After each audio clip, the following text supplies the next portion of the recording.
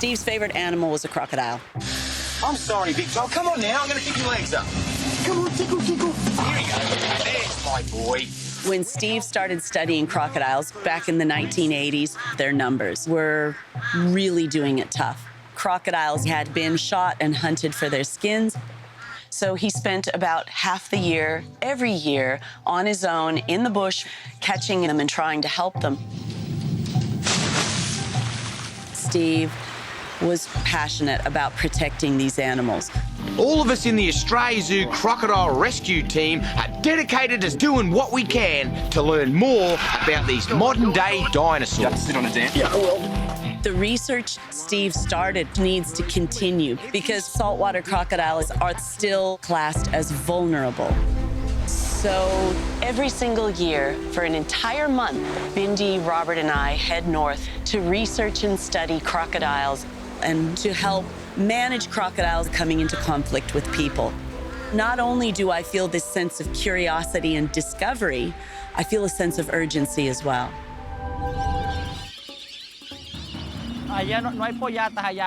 Jesus Rivas is a man on a mission to save the Orinoco crocodile from extinction. He's agreed to take Gianni along as they try to track down the largest predator in all of South America. There's one right there. As luck would have it, Jesus spots the large female croc they've been looking for.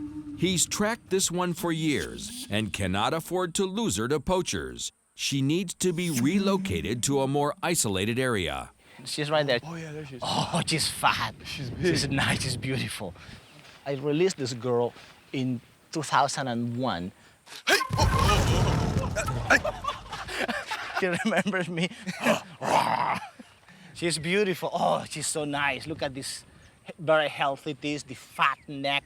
That shows that it's very well fed, very healthy animal. Oh, I'm a happy parent. The Orinoco crocodile has the most powerful bite on the planet. Its jaws can exert more than 2.5 times the crushing pressure of a wild hyena and over 5 times the force of a great white shark. Few people in their right mind would want to get within snapping distance of this jawbreaker, but Jesus has a job to do. I released her in 2001, that's 6 years ago, and she was about 2 years, so that is 8. She's not that... okay, fine, let's be friends. I have your best interest at heart, my friend. Believe me. I'm gonna put the lasso wide, and when I'm in place, I'll give you a signal. You call her over, I'll use you as a bait. Thank you. Welcome. And when she goes through to get you, she will walk right through the lasso, and then it tighten around her neck, and then we pull her out.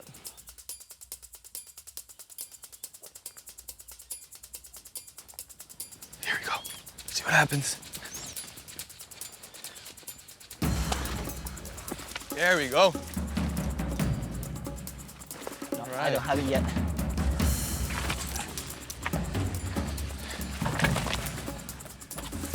Whoa. Whoa. Okay, let's pull her. Pull her? Yeah. Okay. One, using one. Sure. Yeah.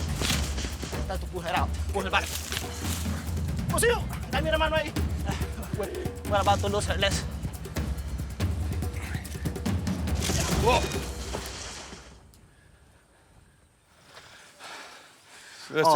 This It broke. is snapped. I never had a croc give me that much trouble. She's a brute. She snapped the metal cable off the lasso. She's very strong. First time I came to Cape York with Steve was 25 years ago. Steve was completely at home in the bush, and to me, this was the mystical, faraway land. Look, here's another one. Here's another one. That one's okay. You better be really thorough with that next. I am. That's it. I've reached the bottom of the cavity. Just let him go right here. My first time catching a crocodile was what was actually the last croc trip we had with Dad. Hey, thank you for helping me. You're a good help. And maybe next croc you could help me with the knots and do some good croc knots with the ropes. I can. Good. And since Since then, this crocodile research has become one of my biggest passions in life. Let's go set some more traps and catch more crocs tomorrow, will we? Okay, mate. I first started doing crocodile research work before I can remember. Bindi, get that tail. I wanted to be just like Dad. So the more I could watch him, the more excited I became. My dad truly made me feel like I was a third-generation crocodile hunter, and that makes me feel so proud.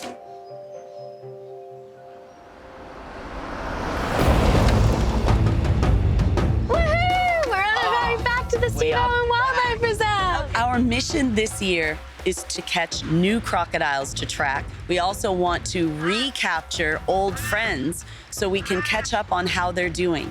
What are you most looking forward to? Being with you guys. My primary role on croc trips is helping out on the science side of things, and I absolutely love it. I just can't wait to get straight into trapping and catching crocodiles. I really want to learn the capture techniques that Dad originally used. All of that. I'm just so excited to get back out on the river. And for me, there's nothing I love more than jumping the croc. Okay, so I gotta tell you, my first croc catching memory. Your dad and I just got married in Oregon, and then we got a phone call. Some bad guy was trying to kill some crocodiles in a river in Australia. So Steve said, do you want to have a honeymoon, or do you want to go back and try to save these crocs? We were sadly unable to get to the big male crocodile before the bad guys shot it. This is such a waste. Bullet hole straight to the brain. Oh, he was shot dead. Now he's lost. Gone forever. A real shame. If we can convince people to love and want to protect crocodiles, then we will be definitely honoring what your dad tried to do.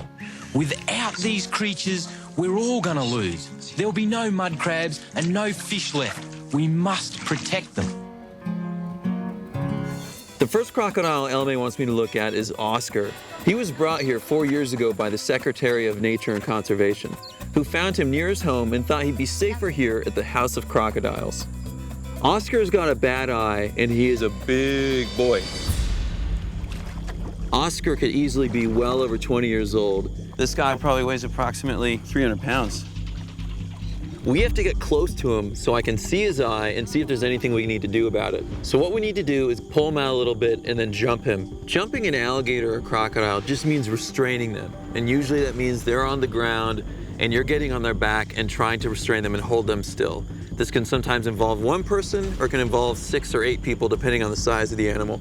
And it's really dangerous because this guy, if he got a hold of anything, he could crush it.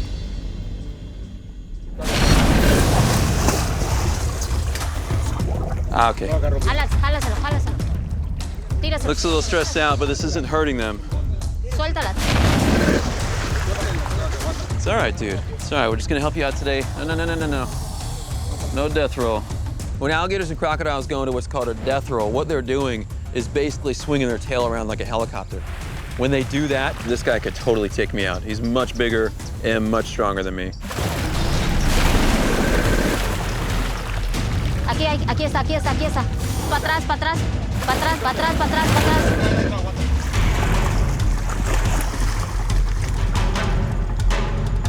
There you go. Yeah, get that rope. There you go. Bien.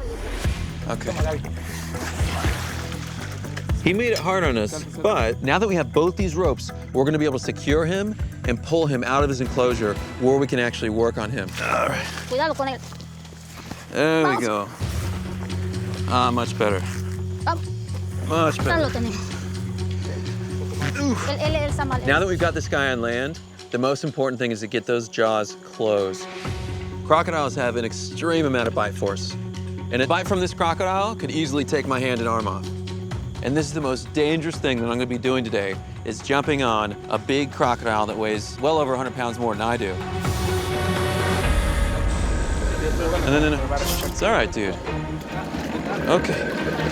Suelta un poquito. Sal. I need up there. La otra, la negra. Sí, no más. Sí. Está, yo te voy a... Bien, bien, bien. Sí. Después le jalamos las... Ah, perfecto. Ya, pero ya se la bajé para que cuando... Mucho más, mucho más. Good.